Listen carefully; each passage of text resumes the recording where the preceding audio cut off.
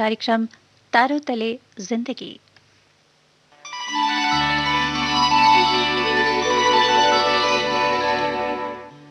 तारों तले जिंदगी इस सीरीज में हम आपके लिए लेकर आए हैं हिंदी साहित्य जगत की कुछ चर्चित कहानियों और उपन्यासों पर केंद्रित नाट्य वाचन। इस कड़ी में प्रस्तुत है मुंशी प्रेमचंद का लिखा चर्चित उपन्यास प्रेमा। तो आइए सुनते हैं प्रसिद्ध उपन्यास प्रेमा का रेडियो नाट्य वाचन।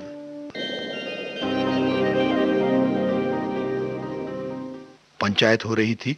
पूर्णा से पंडाइन रोक टोक की बातें कर रही थी। ये मत करो, वो मत करो। पंडाइन के चुप होने पर महाराजन बोल पड़ी। अब सुनते हैं प्रेमा के रेडियो नाट्य वाचन की 24वीं कड़ी। और इस तरह खरी खोटी सुनाकर सारी महिलाएं सीख देकर उपदेश देकर वहां से पधारी। महाराजन भी मुंशी बद्री प्रसाद के यहाँ खाना पकाने गई। इनसे और छोटी सरकार से बहुत बनती थी और वो इन पर बहुत विश्वास रखती थी। महाराजन ने जाती ही सारी कथा खूब नमक मिर्च लगाकर बयान की और छोटी सरकार ने भी इस बात को गांठ बांध लिया और प्रेमा को जलाने और सुलगाने के लिए उसे उत्तम समझकर उसके कमरे की तरफ चली। यूं तो प्रेमा प्रतिदिन सारी रात जागा करती थी, मगर कभी कभी घंटे आध घंटे के लिए नींद आ जाती थी। नींद क्या आ जाती थी, वो बस ऊँघ सी जाती थी।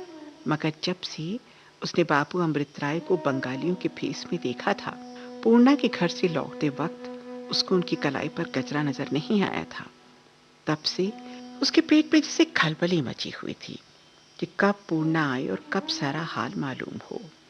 रात को बेचैनी के मारे उठ उठ घड़ी पर आंखें दौड़ाती कि कब सुबह हो। और इस वक्त तो भावज के पैरों की चाल सुनी तो समझ गई कि पूर्णा आ रही है। लपकी हुई दरवाजे की तरफ आई, मगर जो ही भावज को देखा ठिठक गई और बोली, कैसे चली भाभी?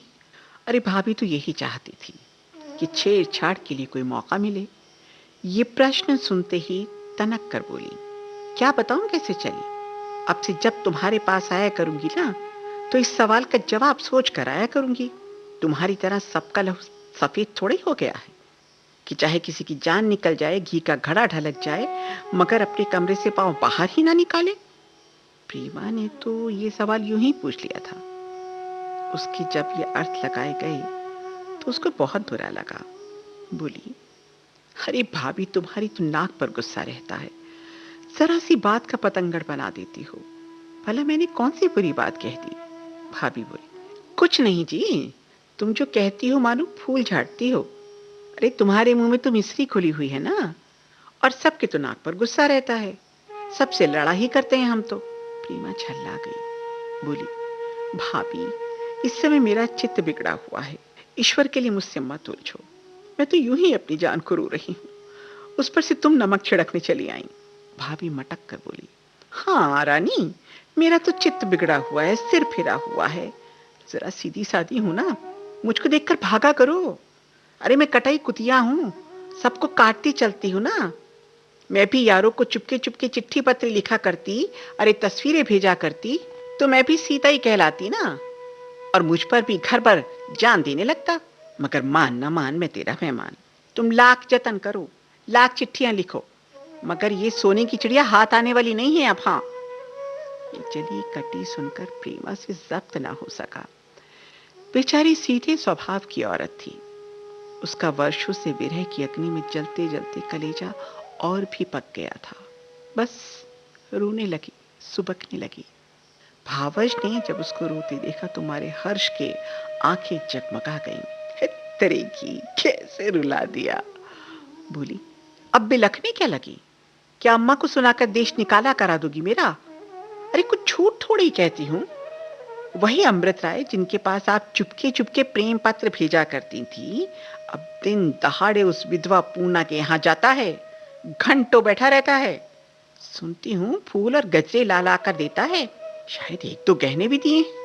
प्रेमा इससे ज्यादा सुन न सकी, गिड़गिड़ा कर बोली, अरे भाभी, मैं तुम्हारे पांव पड़ती हूँ, मुझ पर दया करो। मुझे जो चाहे कह लो, जी चाहे तो मार भी लो, मगर किसी का नाम लेकर उस पर घटिया बातें कहकर मेरा दिल मत जलाओ। किसी के सर पर झूठ मूठ अपराध क्यों लगाती हो भाभी? प्रेमा ने तो ये बात बड़ी दीनता से कही थी, मगर छोटी सरकार घटिया बातें पर बिगड़ गई। चमक कर बोली, हाँ हाँ रानी, मैं तो दूसरों के लिए घटिया बातें बोलती हूँ ना, तुम्हें जलाने आती हूँ। मैं तो झूठ का व्यवहार करती हूँ ना। मुझे तुम्हारे सामने झूठ बोलने से मिठाई जो मिलती है, आखिर सोने के सिंहासन पर कौन बैठाएगा? मगर मैं एक झूठी हूँ। अरे सारा जमाना तो झूठा नहीं है, सारे मोहल्ले में घर घर यही चर्चा हो रही है।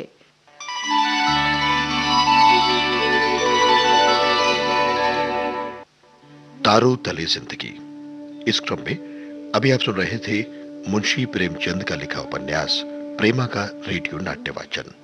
स्वर डॉक्टर ऋतु राजपूत का था और प्रस्तुतकर्ता थी काजल सूरी।